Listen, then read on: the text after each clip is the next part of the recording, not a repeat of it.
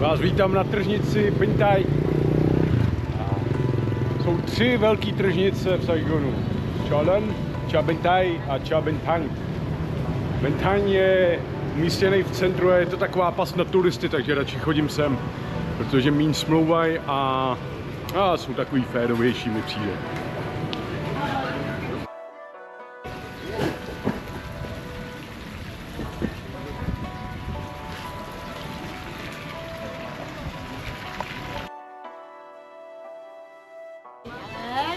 Quay cảnh Việt Nam đi.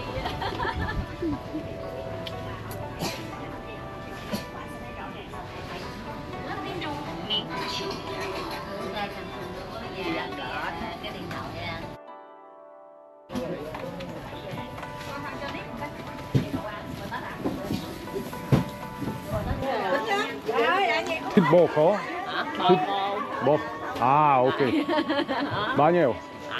380 1 ký. 380. 380. Bò khô. 1 ký. Té hả? Té hả? Té không? Không đau, không sao. Không sao hết. Không sao là mừng rồi. Không sao. Đi chân á. Tôi đi từ từ. Ok. Tỉnh chi nã.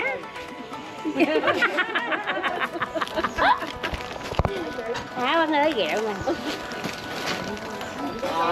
Của bạn 418. Đây. Rồi khỏi luôn kìa, cho luôn 2.000. Cảm ơn nha. Cảm ơn bạn. Cảm ơn bạn. Cảm ơn. Rồi. Ok. Đi từ từ thôi. Rồi. Đeo vỏ vô ha. Rồi, đeo vô. Cái vỏ chưa? Ok, cảm ơn. Tạm biệt. Tạm biệt. Cái chừng ốc. Đi xin cục men nữa đó.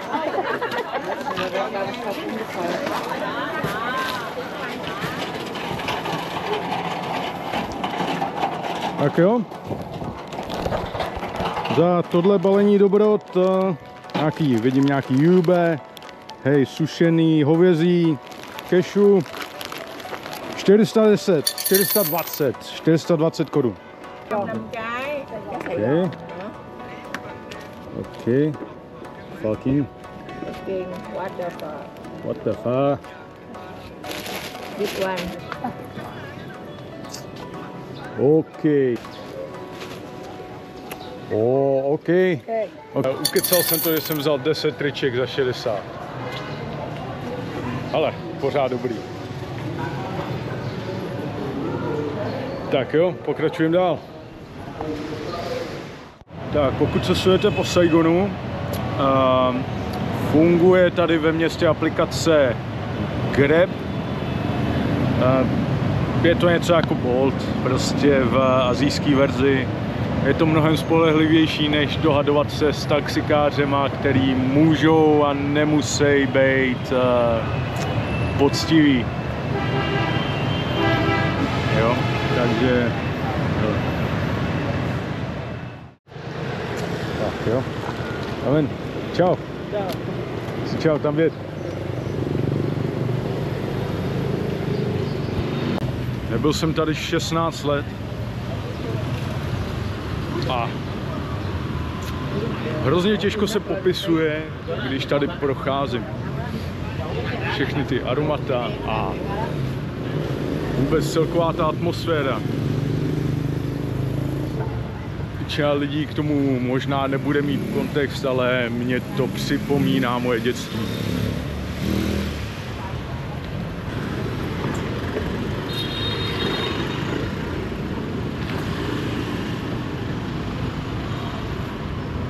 Dopravní situace bych to popsal jako takovej Brownův pohyb molekul. Navenek působí hrozně neuspořádaně, ale má to svůj řád.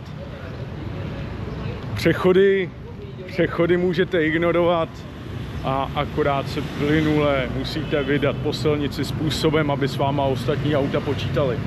Ale na přechody se moc nehraje. Jo.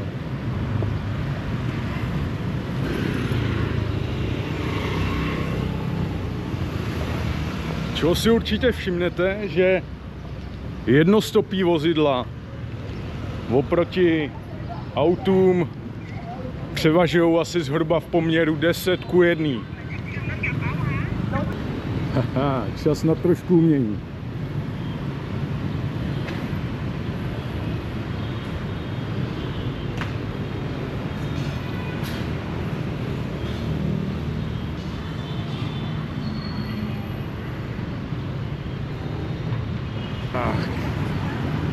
Pouliční siesta, kafíčko, cigárko, pohoda. Protože Vietnam býval francouzskou kolonií, tak se francouzská kultura obtiskla jako v mnoha ohledech. Kávová kultura, pekařství a samozřejmě francouzský nehty.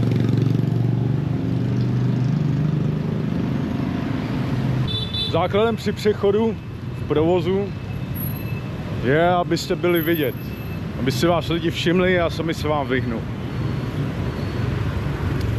Musíte zažít prostě, vysvětlit se to moc nedá.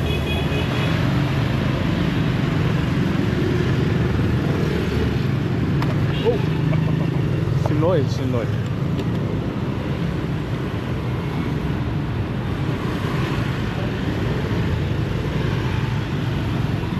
Mám si někomu urval zrcátko v ruci.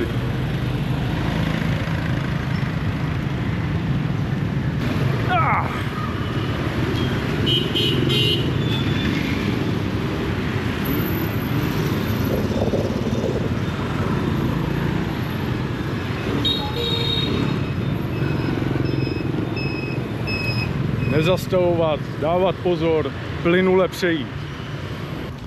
Ve Vietnamu, stejně jako ve spousta exotických zemích, tak je třeba zvykem si, hlavně v průběhu léta nebo největších veder, jestli pozdě odpoledne přispíte a o to víc si užijete noční život.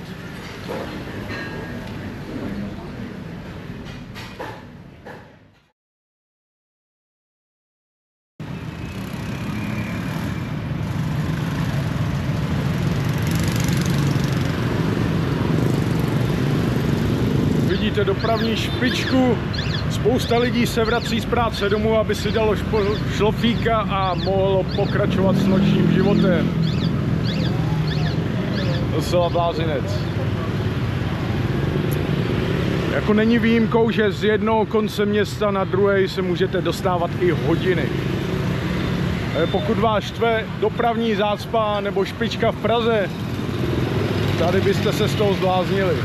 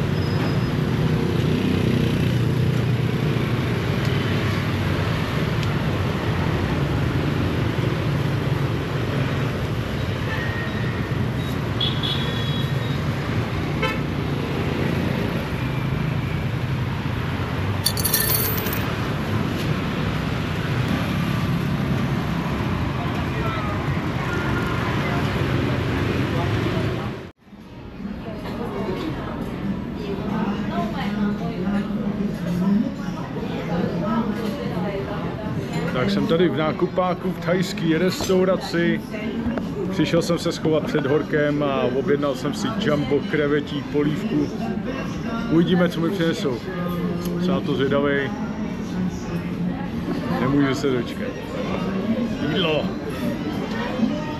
A hlavně je to nákupák, takže je tady klimatizace, úplně v pohodě.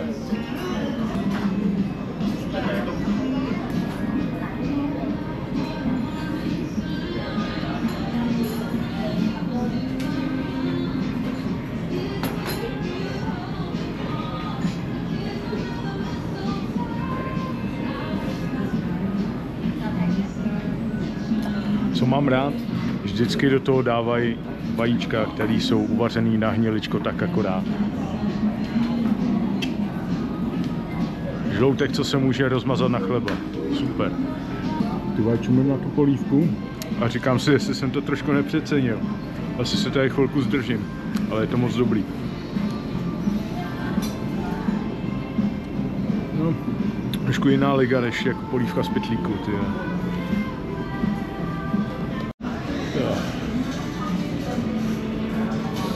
Tak jsem skoro v půlce. Já mám pocit, že jsem si objednal jídlo pro celou rodinu, ty vole, a ne jako velký normální jídlo.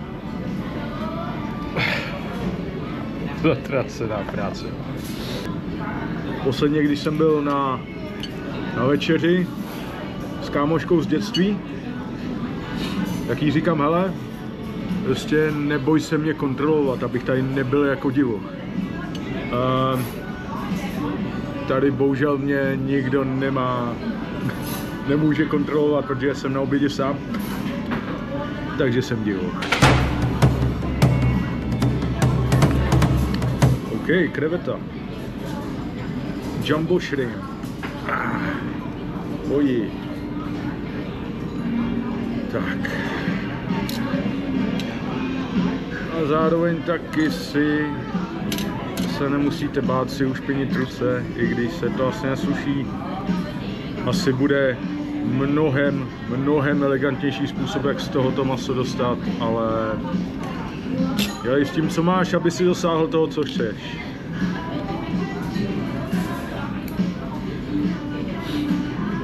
Jo. Teďka v prosinci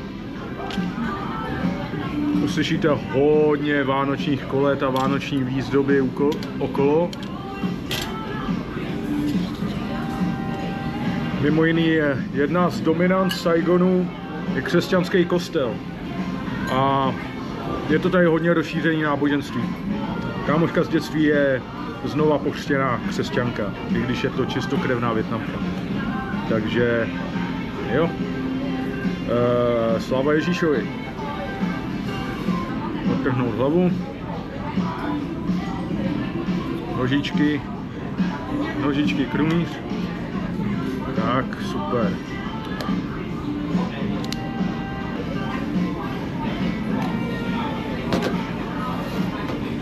Tomu omáčka. Opa.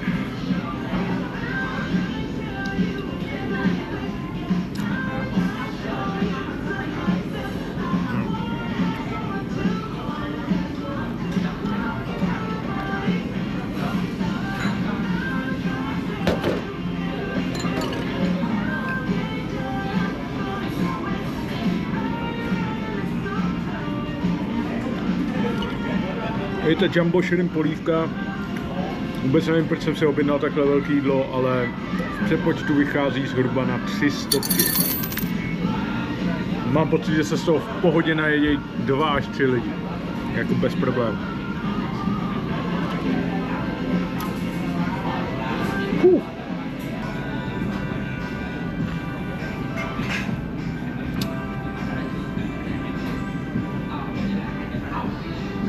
Já jsem to kurva spořádal.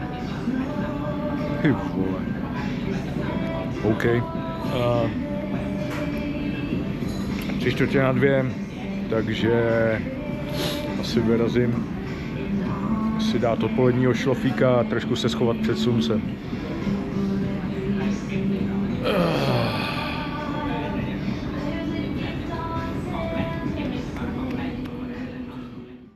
Mel Gibson. Oh.